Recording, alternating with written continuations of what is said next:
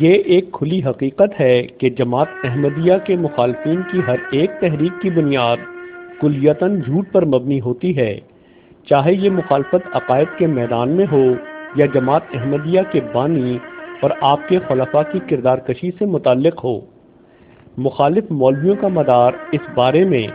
100% جھوٹ پر مبنی ہوتا ہے۔ مولانا اسلم قریشی کا قضیہ بھی مولویوں کے ایسے ہی جھوٹوں میں سے ایک جھوٹ کا منہ بولتا ثبوت ہے۔ اسلم قریشی ایک لفٹ آپریٹر تھا۔ اس نے ایک احمدی مسلمان وزیر مملکت جناب ایم احمد صاحب پر قاتلانہ حملہ کیا اور اس کارنامے کے نتیجے میں علماء کی طرف سے اسلم قریشی کو مولانا کے خطاب سے نوازا گیا۔ یہی مولانا اسلم قریشی بعد ازاں 1980 کی دہائی میں ربوہ شہر کے ریلوے اسٹیشن کے قریب ایک مسجد کی امامت پر مامور کر دیے گئے۔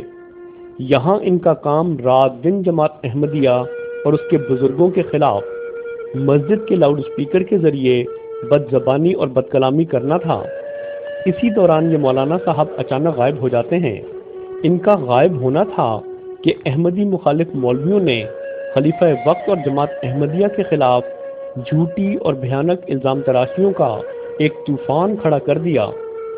پاکستان کے طول و عرض میں پھیلے ہوئے مولویوں نے بڑی تحدی کے ساتھ اسلم قریشی کے اغوا اور قتل میں امام جماعت احمدیہ کے ملوث ہونے کے جھوٹے اور ناپاک الزام کی بوچھار شروع کر دی۔ حد تو یہ ہے کہ اس وقت کی پنجاب اسمبلی کے ممبر اور تحریک ختم نبوت کے ایک سرگرم مولوی صاحب جناب منظور چنیوٹی نے عام مجمع میں یہ چیلنج دے ڈالا کہ اگر امام جماعت احمدیہ مرزا طاہر احمد صاحب مولانا اسلم قریشی کے اغوا میں ملوث نہ پائے گئے تو وہ سرے بازار گولی کھانے کو تیار ہوں گے۔ چنانچہ اخبار نوائے وقت اپنی 18 فروری 1984 کی اشاعت میں مولانا منظور چنیوٹی کے اس چیلنج کا ذکر کچھ ان الفاظ میں کرتا ہے۔ مولانا منظور احمد چنیوٹی نے اجتماع سے خطاب کرتے ہوئے کہا کہ مجاہد اسلام مولانا اسلم قریشی کی گمشدگی کے سلسلے میں مرزا طاہر احمد کو شامل تفتیش کیا جائے۔ انہوں نے کہا کہ ہم نے حکومت کو 6 آدمیوں کے نام تفتیش کے لیے دیے تھے، جن میں مرزا طاہر احمد بھی شامل ہے۔ اگر ان 6 میں ملزم برآمد نہ ہو تو ہم سرے بازار گولی کھانے کو تیار ہیں۔ احمدی مخالف علماء خلیفہ وقت اور جماعت احمدیہ پر نہ صرف مولانا اسلم قریشی کے اغوا کا گھناؤنا الزام لگاتے رہے بلکہ یہ دعویٰ بھی کرتے رہے کہ احمدی اسے قتل کر چکے ہیں۔ چنانچہ ایک ہفت روزہ اخبار ختم نبوت اپنی 11 تا 17 مارچ 1988 کی اشاعت میں احمدی مسلمانوں کے خلاف مولویوں کے ایک احتجاجی جلسے اور جلوس کی رپورٹنگ کرتے ہوئے لکھتا ہے: مسلمانوں کے مختلف مکاتیب فکر کے علماء کرام نے اپنی تقریروں میں مبلغ مجلس تحفظ ختم نبوت مولانا اسلم قریشی کو برآمد کرنے کے مسئلے کو بلا تاخیر حل کرنے پر زور دیا اور مطالبہ کیا کہ مولانا اسلم قریشی کے قاتل جن کی نشاندہی ہو چکی ہے ان کو گرفتار کر کے برسر عام پھانسی دی جائے۔ مختصر یہ کہ یہ علماء کہلانے والے مولوی صاحبان جماعت احمدیہ پر مولانا اسلم قریشی کے اغوا اور قتل سے متعلق انتہائی جھوٹی کہانیاں عوام میں مشہور کر کے ان میں اشتعال پیدا کرتے رہے، اور ان مولویوں کو سچا سمجھنے والے عام مسلمانوں کا یہ اشتعال احمدی مسلمانوں کے لیے مسلسل 5 سال سے زیادہ عرصے تک مصائب اور جانی اور مالی نقصان کا سبب بنتا رہا۔ مولویوں کا مکر و فریب پر مبنی یہ جھوٹا اور خونی کھیل ابھی جاری ہی تھا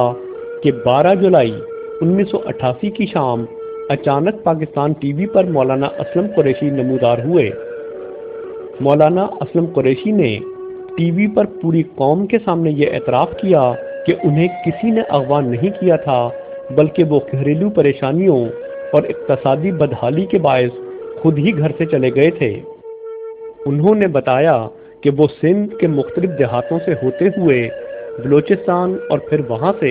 ایران چلے گئے تھے۔ مولانا اسلم قریشی کا یہ بیان منظر عام پر آنا تھا کہ احمدی مخالف علماء کی صفوں میں کھلبلی مچ گئی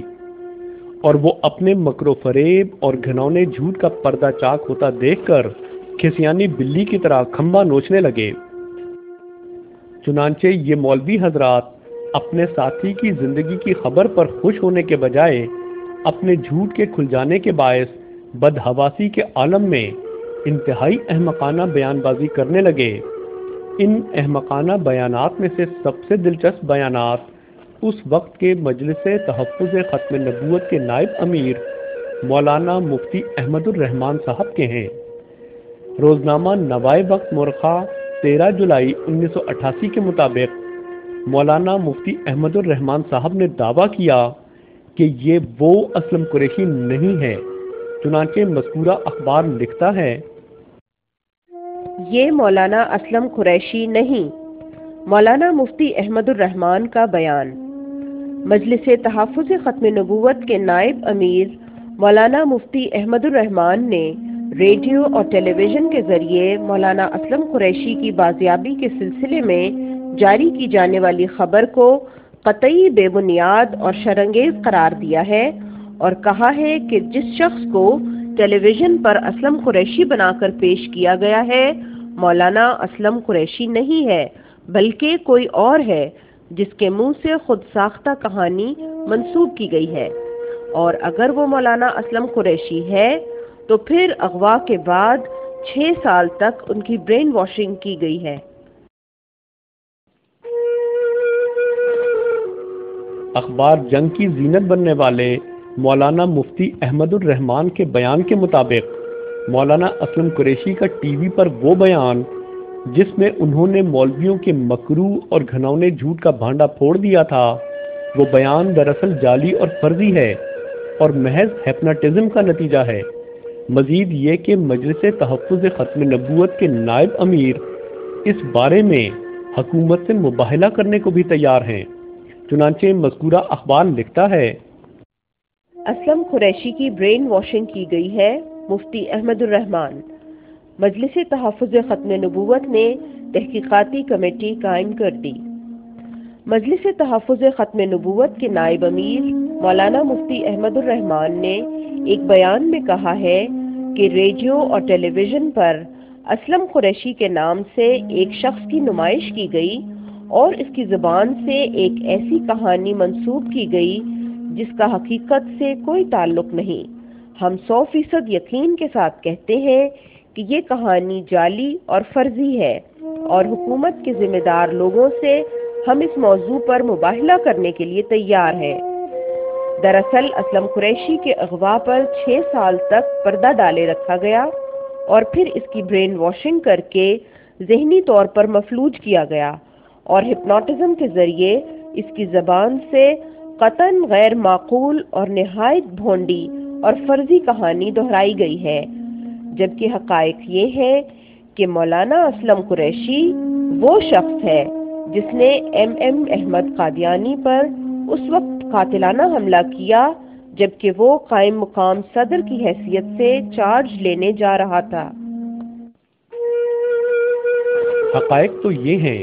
کہ الہی تصرف کے تحت اسلم قریشی پھنس چکا تھا، لہٰذا اسے حقیقت کے اعتراف کے بغیر چارانہ تھا، ورنہ جہاں تک اس کی ذہنی کیفیت اور خصلت کا تعلق ہے تو ان واقعات کے بعد بھی وہ اسی گزشتہ مولویانہ ذہنیت اور خصلت کا انسان ثابت ہوتا رہا جیسا کہ وہ اس سے پہلے تھا۔ چنانچہ اسی خصلت کے ماتحت اسلم قریشی نے ان واقعات کے کچھ ہی عرصے بعد یعنی 9 مارچ 1989 کو ایک اور احمدی مسلمان پر قاتلانہ حملہ کیا۔ اس بار اس کا نشانہ ایک وکیل تھے جنہیں اس نے چاقوؤں کے وار کر کے شدید زخمی کر دیا، اور اس بار کے قاتلانہ حملے کے بعد اسلم قریشی مولانا اسلم قریشی سے حضرت مولانا اسلم قریشی بن گیا۔